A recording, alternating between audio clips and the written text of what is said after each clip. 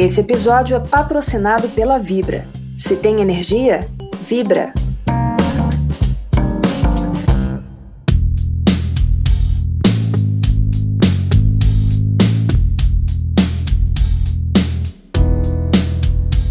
A gente sempre escuta que a gestão das políticas de diversidade pelas organizações é um desafio.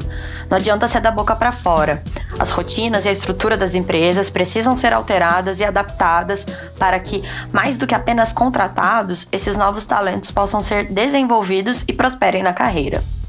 Eu sou Camila Maia, jornalista da Megawatt, e nesse episódio do MegaCast Convida, eu conversei sobre estes desafios com a Régia Barbosa, que é superintendente de desenvolvimento organizacional e cultura da Neoenergia. E ela contou um pouco das medidas tomadas pela companhia em busca de uma relação melhor com as comunidades em que ela atua. A Régia me explicou que a cultura de diversidade requer investimentos e uma atenção especial para sair do discurso e ter resultados práticos nesse sentido. A capacitação é chave para muitas das políticas de diversidade defendidas pela Neoenergia, que vão desde a imposição de um percentual mínimo de mulheres nas turmas da escola de eletricistas, até a oferta de aulas de inglês e espanhol para funcionários, a fim de não impedir as contratações por falta de conhecimento de língua estrangeira. Mas esse é só um spoiler do papo com a Régia, que foi muito legal. Espero que aproveitem.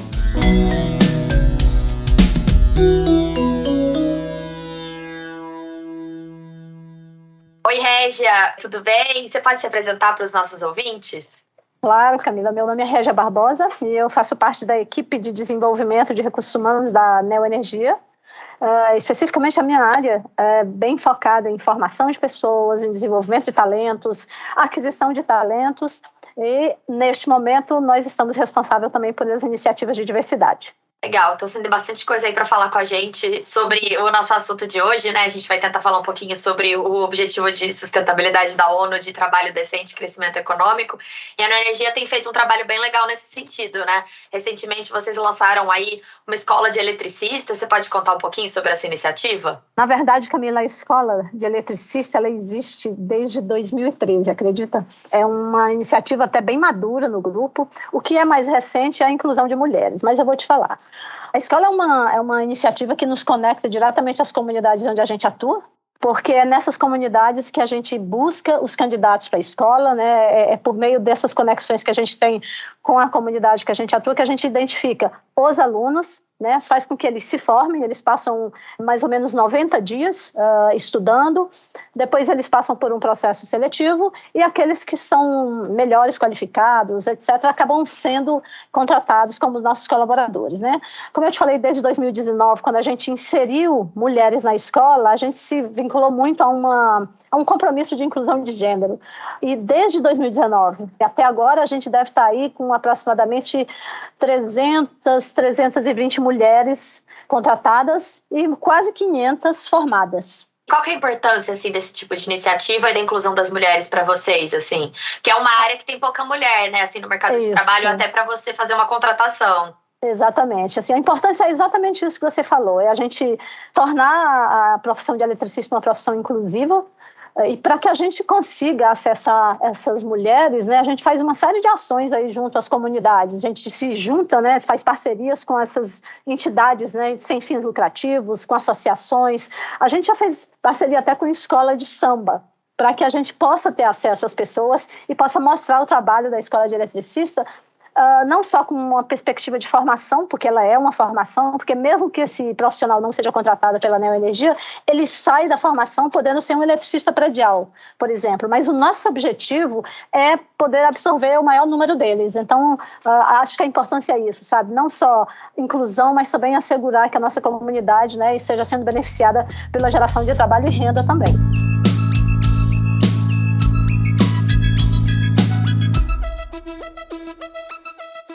A Neoenergia ela tem presença em praticamente todo o Brasil. Vocês têm ativos de distribuição, de geração, de transmissão espalhados aí, inclusive pelas regiões que são mais carentes do país.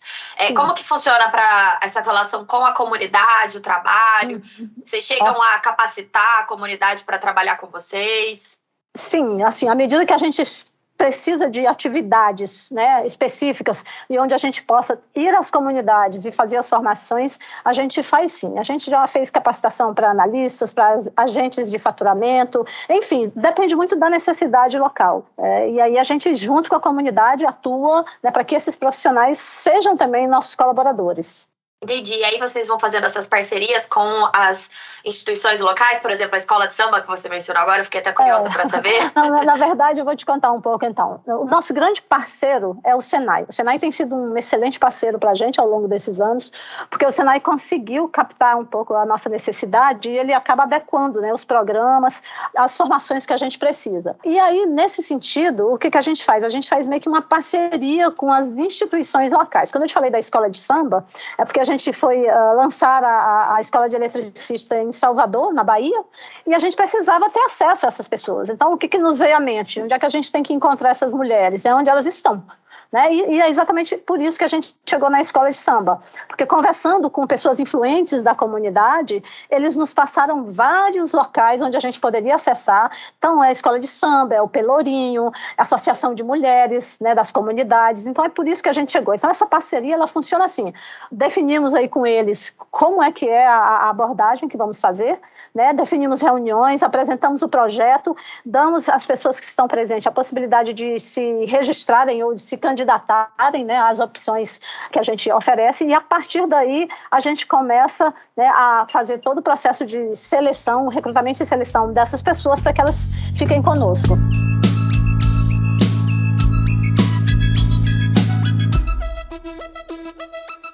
A gente sempre escuta que o desafio que as empresas têm hoje é justamente esse, de conseguir mão de obra qualificada, e tanto isso nos grandes centros, né, urbanos, mas também no restante do país. Vocês enfrentam esse desafio na Neoenergia?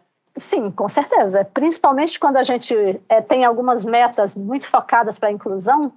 Não, no caso agora, por exemplo, a gente está com um desafio, né? A gente se deu aí o desafio de não fechar turmas de escola de eletricistas que não tenham menos que 30% de mulheres, porque é uma forma da gente gerar internamente um pipeline para futuras líderes, por exemplo.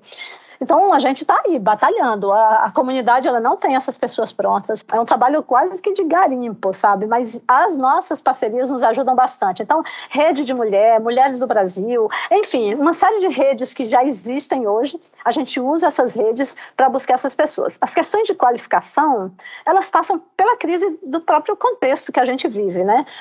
Pessoas que de uma determinada faixa etária, com escolaridade apenas de nível médio, mas o que a gente faz? A gente busca, né, identificar nas nossas iniciativas aquelas que se adequem ali à realidade local, e a gente atua muito na linha de inclusão. Por exemplo, meus candidatos todos têm que falar inglês? Não, porque se eu colocar isso como uma meta, eu realmente vou estar colocando um monte de gente fora, excluindo muitos candidatos das nossas iniciativas. Então a gente começou a fazer um trabalho muito mais assertivo, de identificar onde eu realmente preciso de competências mais complexas ou mais sofisticadas, e sofisticada no sentido de tempo de aquisição, tá?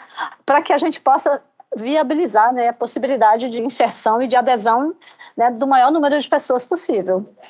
E aí, dentro da empresa, uma vez que essas pessoas já foram contratadas, vocês oferecem outros treinamentos para diminuir esse gap, né? Sim, a gente tem plataformas, né, plataformas onde a gente oferece tanto idioma inglês quanto espanhol. Eu já tenho casos de pessoas dentro da companhia que aprenderam a falar espanhol dentro da plataforma, inclusive virou nossa embaixadora dentro da companhia. A gente também oferece diversas formações voltadas para a tecnologia, onde as pessoas podem acessar cursos voltados para informática de uma maneira geral. Além disso, as pessoas têm acesso a outras plataformas com diversos conteúdos sobre desenvolvimento de carreira, liderança, enfim. A nossa plataforma interna, independente dos cursos presenciais que a gente tem, ela é aberta para todos os colaboradores. E esses colaboradores têm acesso a essa plataforma a qualquer hora que eles precisem, não necessariamente só em horário de trabalho. Então, podendo, inclusive, aproveitar algum outro horário aí do seu dia, né, para se qualificar.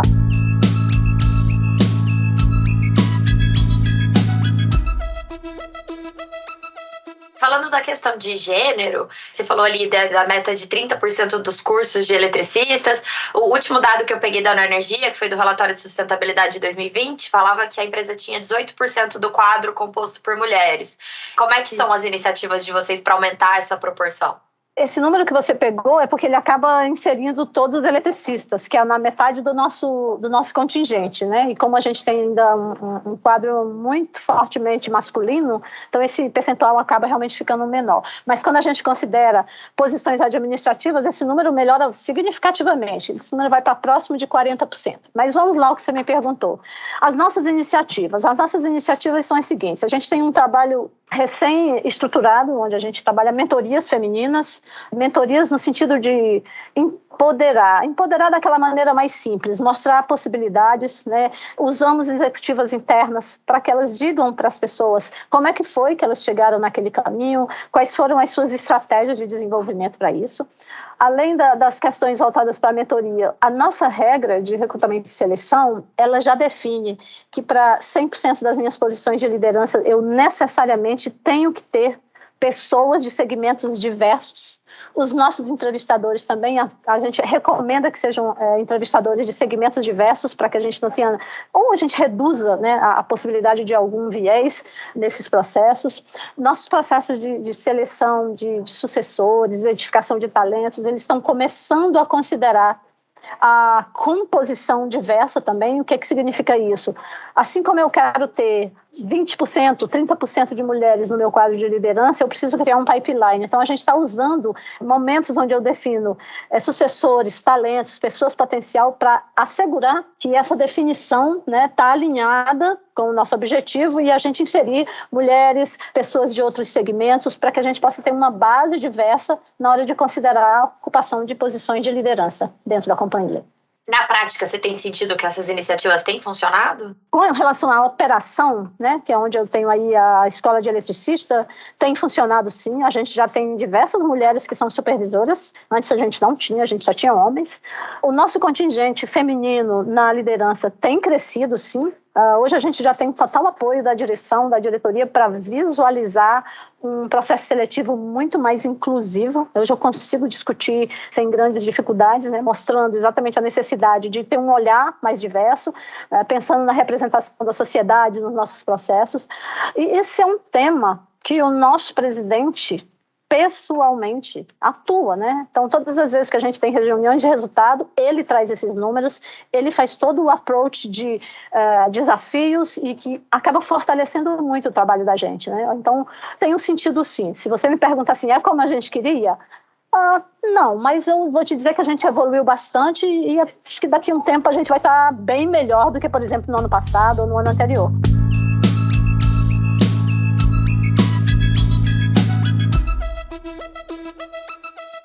Você mencionou aí o presidente, mas vocês também, a Neoenergia é uma das poucas empresas do setor de energia que tem uma liderança clara feminina, né? Tem a presidente adjunta, a Solange.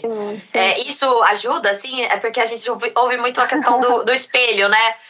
Da mulher entrar na empresa vendo uma mulher na liderança. O seu papel também ali, né? Como superintendente. Sim. E a Solange, ela é uma pessoa muito... Ela fomenta muito isso, né? Como ela tem contato aí em função de outras atividades que ela realiza fora da companhia, ela tem uma representação dentro da ONU Mulheres, então isso acaba trazendo para a gente ideias, iniciativas que ela acessa, né? E aqui com a gente, né, a gente ajusta os nossos programas de diversidade nessas conversas. Então, só para você ter noção, mensalmente, a gente tem pelo menos 2 reuniões que fala de diversidade. Uma dessas reuniões, a equipe que fica direto com a Solange participa.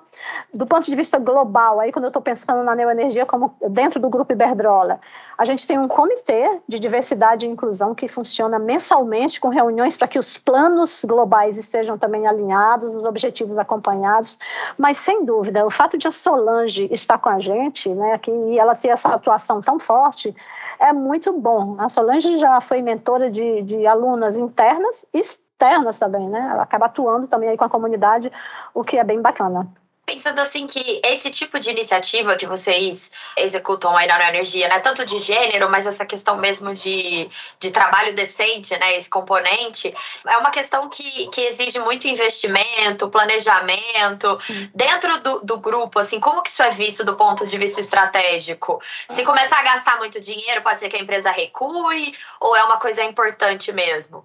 Não, quando você fala de trabalho decente, a gente tem vertentes extremamente importantes, né? A gente tem um aspecto físico, que são as acomodações, os materiais de trabalho. A gente também tem uma outra vertente que é a de segurança. E praticamente dentro da operação, esses são os maiores investimentos, né? A ideia de ter um ambiente que viabilize a operação e que seja seguro é um drive muito forte da estratégia. A gente sabe muito bem que a qualidade da equipe passa por isso, a qualidade do trabalho, a qualidade da entrega passa por isso, e o cliente também percebe quando o nosso eletricista, por exemplo, está atuando numa comunidade e que ele tem o equipamento, que ele está bem formado, que ele é uma pessoa, digamos assim, com muita clareza do papel, né? E acaba que a noção de trabalho decente, como você fala aí, ela acaba ficando muito ampliada, né? A gente aqui atua muito com isso. Ter as ferramentas adequadas para o trabalho, ter a formação e o ambiente oferecer a segurança necessária para que essas pessoas atuem, né? Eu queria entender também a parte com relação aos stakeholders mesmo, assim, essa questão da capacitação da comunidade, que também é uma coisa que exige muito investimento da empresa, né? Vocês têm que abrir aí as turmas, têm que buscar as pessoas, não é tão fácil assim. A questão de capacitar externamente é um desafio no sentido de você encontrar as pessoas que olhem a sua iniciativa como uma iniciativa legal. O nosso desafio é muito mais em mostrar o que a gente pode fazer, mostrar onde é que a gente pode, de uma maneira simples, mudar a vida daquela pessoa, daquele profissional. E é aí que a gente atua. Por isso que a gente vai nas associações e nas instituições que oferecem esse apoio, porque a gente tem que entrar dentro de uma comunidade, primeiro, gerando segurança. Né? A gente tem tido excelentes resultados, a gente tem conseguido mostrar a Neoenergia como muito próxima, como muito disponível para isso. A nossa escola tem um índice de aprovação super alto, temos também um índice de aproveitamento muito bacana. A gente deixa de aproveitar algo muito, muito, muito, muito próximo a 90%, que é um índice de aproveitamento e de contratação muito alto. A gente agora está também iniciando um trabalho de atuação junto à comunidade para educar a comunidade a lidar com a rede de energia, porque muitas vezes a comunidade é muito nova, né, nesse benefício, ainda não teve experiência com rede de energia formal como a nossa, e a gente tem que mitigar riscos, a gente tem que ensiná-los a atuar de maneira eficiente. Então, além disso, a gente tem uma série de ações tipo troca de lâmpadas, a gente tem distribuição de geladeiras eficientes. Então, são todas ações que, assim, no todo, acabam mostrando para a comunidade que o nosso objetivo é tornar a vida deles melhor. É claro que é muito bom eu ter eletricistas daquela comunidade, porque eles nos ajudam a cuidar da rede, nos ajudam a mitigar problemas, mas é melhor ainda quando a comunidade entende essas duas coisas, que agora ele tem um trabalho, que agora ele pode se posicionar muito melhor na sociedade, né, e que ele tem também um serviço que pode tornar a vida dele melhor. Né? Então é um componente aí duplo.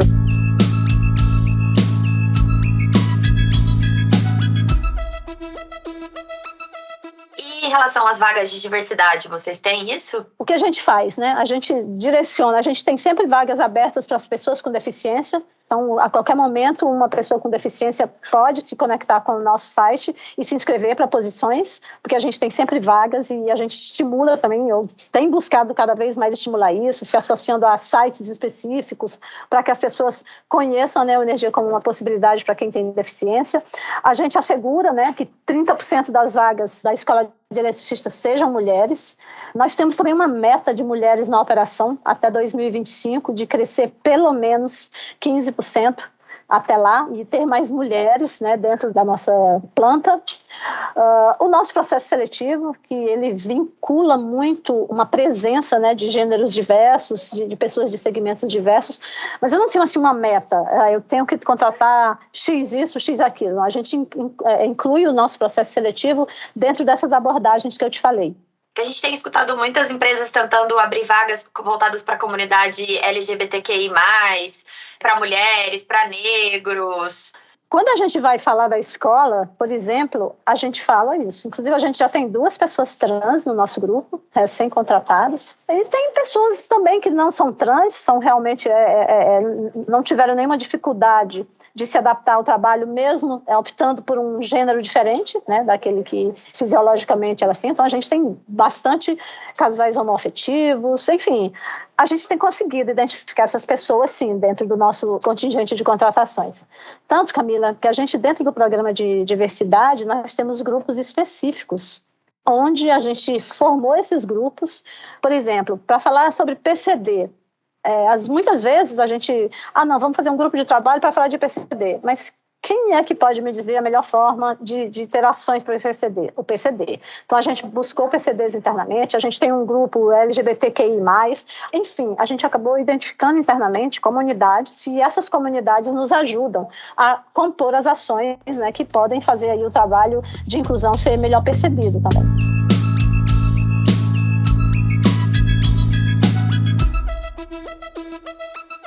Só falando um pouquinho de energia para a gente finalizar, né, que eu acho legal essa junção, né, a gente sempre fala muito quando fala de setor elétrico, de sustentabilidade, energias renováveis, mas a gente fala um pouco dessa parte do trabalho. E uma coisa que tem sido presente, assim, no setor de energia é o aumento da digitalização, da automação, e com isso você reduz os empregos que exigem menor formação técnica.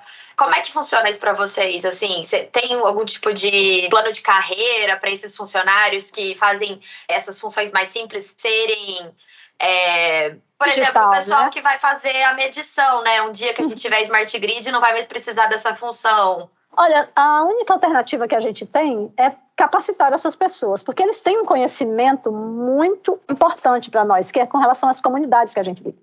Então, o que acontece? Primeiro que a gente tem aqui um trabalho muito forte de recrutamento interno. Então, antes de fazer qualquer posição no mercado, eu vou internamente e identifico dentro da minha própria planta quem são aquelas pessoas que estão mais preparadas para isso. Então, isso acaba me ajudando a fazer com que as pessoas vão migrando de uma posição a outra. A gente tem trabalhos voltados para um projeto de change management muito fortemente capitaneado pela operação, onde todas essas metodologias ágeis que hoje fazem parte do nosso trabalho, elas cheguem nesses coletivos internos de uma maneira mais estruturada, né? Então, eu tenho o curso de inovação para o eletricista, por exemplo, colocando para ele fortemente quais são os benefícios que ele tem quando ele se conecta com essa tendência.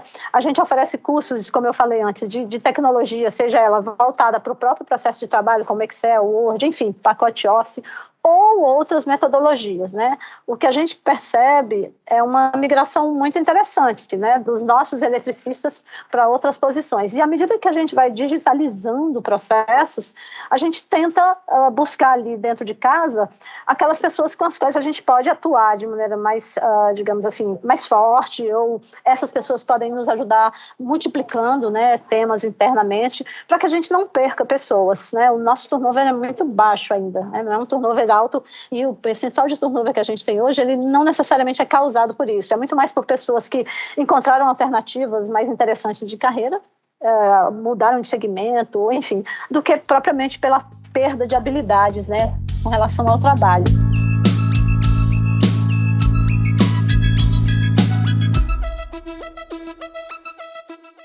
Muito bom, Régia. Te agradeço em nome da Megawatt e espero que vocês continuem tocando todas essas atividades aí.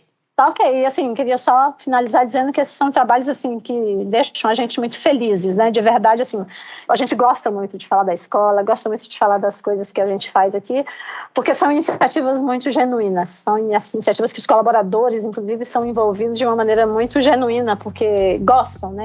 Têm prazer nisso.